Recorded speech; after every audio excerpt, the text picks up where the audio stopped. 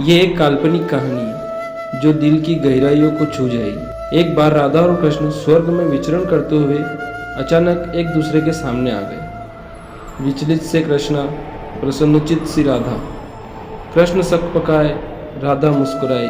इससे पहले कि कृष्ण कुछ कहते, राधा बोल उठी, कैसे हो द्वारिकाधीश। जो राधा उन्हें कहना कहना के बुलाती थी, उनके मुख से द्वारिकाधीश का संबोधन कृष्ण को भीतर तक घायल कर गया। फिर भी कृष्ण ने अपने आप को संभाल लिया और बोले राधे से, मैं तो तुम्हारे लिए आज भी कान्हा हूँ, तुम तो द्वारिकाधीश मत कहो।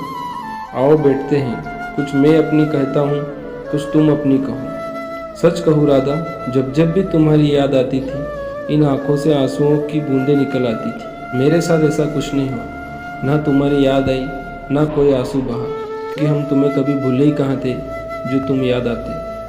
इन आंखों में सदा तुम रहते थे, कहीं आंसुओं के साथ निकल ना जाओ, इसलिए रोते भी नहीं थे। प्रेम के अलग होने पर तुमने क्या खोया, इसका एक आईना दिखाऊं। कुछ कड़वे सच प्रश्न सुन पाओ तो सुनाओ। कभी सोचा इस तरक्की में तुम कितने पिछड़ गए। यमुना के मीठे पानी से जिंदगी शुरू की और समुद्र के खारे पानी तक पहुंच गए। एक उंगली पर चलने वाले सुदर्शन चक्र पर भरोसा किया और 10 उंगलियों पर चलने वाली बांसुरी को भूल गए। कान्हा, जब तुम प्रेम से जुड़े थे तो जो उंगलियां गोवर्धन पर्वत उठाकर लोगों को विनाश से बचाती थी, प्रेम से अलग होने पर वह उंगली क्या क्या रंग दिखाने लगी।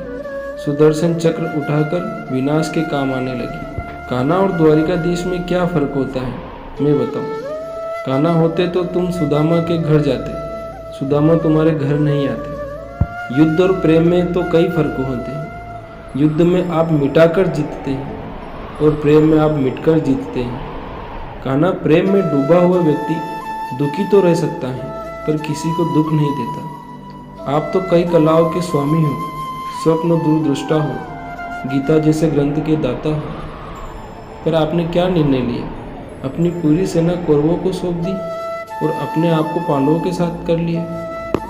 सेना तो आपकी प्रजा थी, राजा तो पालक होता है, उसका रक्षक होता है। आप जैसा महाज्ञानी उस रथ को चला रहा था जिस पर बेटा अर्जुन आपकी प्रजा को ही मार रहा था। अपनी प्रजा को मरते देख अपनी करुणा नहीं जागी, क्योंकि आप प्रेम से शून्य हो चुके थे।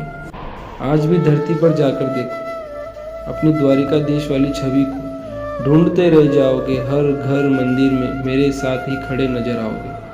आज भी मैं मानती हूँ, लोग गीत के ज्ञान की बात करते हैं, उनके महत्व की बात करते हैं, मगर धरती के लोग युद्ध वाले द्वारिकाधीश पर नहीं, प्रेम वाले कान्हा पर भरोसा करते हैं। गीता में मेरा दूर दूर तक कोई भी नाता नहीं है, पर आज भी लोग उसके समापन पर राधे राधे कहते हैं। इन आंखों में सदा तुम रहते थे, कहीं आंसुओं के साथ निकल ना जाओ, इसलिए रोते भी नहीं थे।